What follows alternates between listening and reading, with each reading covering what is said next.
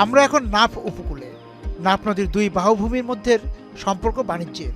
এপার ওপারের মধ্যে পণ্যের আদান প্রদানে মুখর ছিল দুই পারের বন্দর।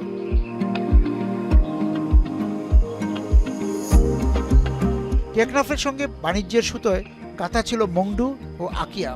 দূর রেঙ্গুন বা ইয়াঙ্গুন থেকেও পণ্য আসতো, কিন্তু এখন মিয়ানমারের ঘরোয়া বিরোধে আমদানি রফতানির মুখরতা থেমে গেছে।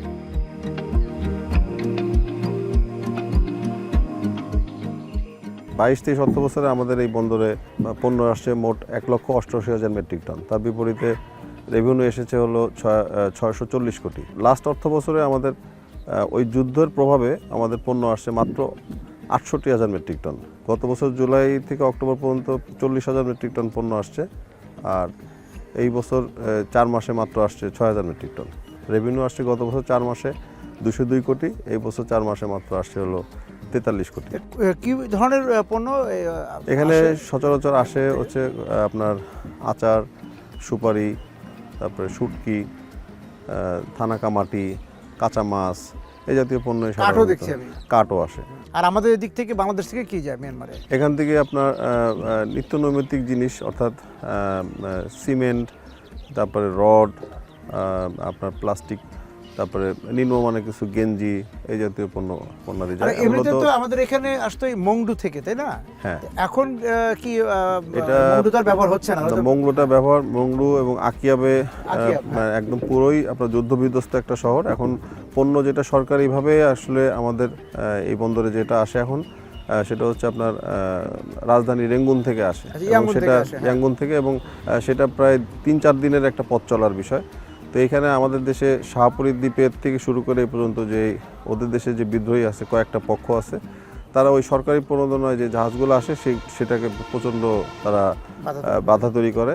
নির্বিঘ্নে যদি আপনার পণ্যবাহী জাহাজ যদি এখানে আসা সুযোগ তৈরি করা কোনো সুযোগ হয়, তাহলে এখানে আপনার খুবই সম্ভাবনাময় একটা বন্দর। এখান থেকে আপনার রেভিনিউ অনায়াসে অনেক সরকার রাজস্ব পাবে বলে আমরা মনে করি।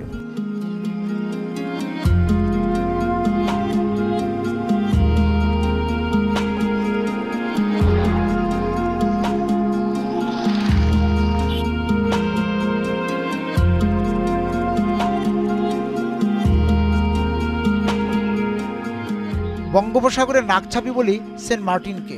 সমুদ্রের বুকের ছোট এই প্রবাল দ্বীপের সৌন্দর্য তাড়া করে বেড়ায় দেশি বিদেশি পর্যটকদের।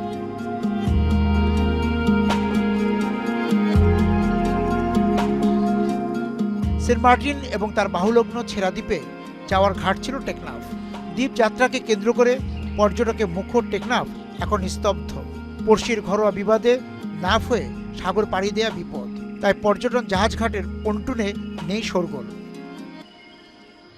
কতদিন যাবত বসে আছেন আপনারা?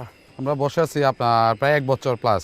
গত আপনার মার্চের থেকে জাহাজ এখানে চলাচল ছিল। জাহাজ মার্চের আগে দিয়ে আপনার গন্ডগোলের কারণে জাহাজটা মূলত বন্ধ করা হয়েছে। তো আমরা মনে করছিলাম জাহাজটা যা গত বছর যা হয়েছে এবছর আমরা জাহাজটা নিয়ে আমাদের বউ বাচ্চা নিয়ে আমরা সবাই মিলে ফ্যামিলি নিয়ে আমরা খাবো। আমরা প্রায় এখন 2 লক্ষ 3 লক্ষ এই টেকনাফি ঘাটের মধ্যে আমরা এখানে আপনার এটার সাথে আমরা সম্পৃক্ত জড়িত আছি। কতগুলো চলতো এখানে 10টা জাহাজ চলে, 10টা জাহাজ চলে।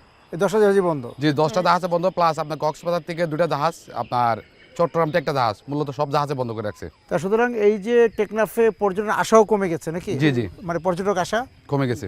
এখন এই পাহাড়ও বন্ধ, নদীও বন্ধ, কোনো ধারে ছেলেবেলে যাওয়ার রাস্তা নাই।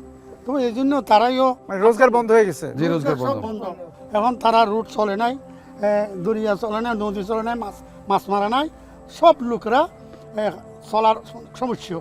এই জন্য ছেলেবেলেরা আমরা কন্ট্রোল রাখার জন্য এই জাহাজটা চলার জন্য আমরা বর্তমান সরকার থেকে আমরা চাই।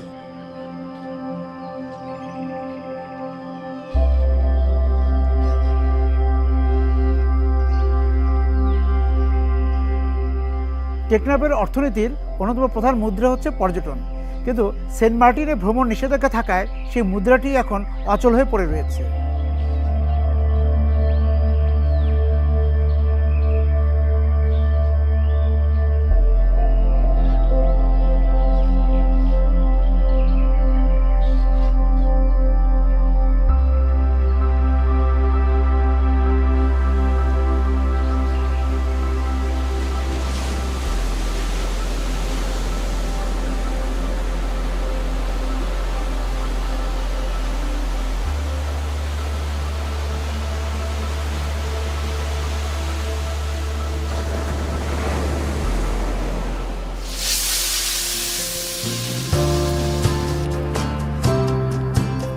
ভ্রমণে যেমন আনন্দ, তেমন ভোজনে পরিতৃপ্তি।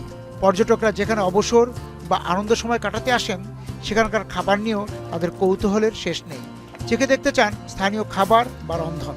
আর খাবারের পর মানুষের মাঝে বিনোদিত হবার তাড়নায় আসে জোয়ার।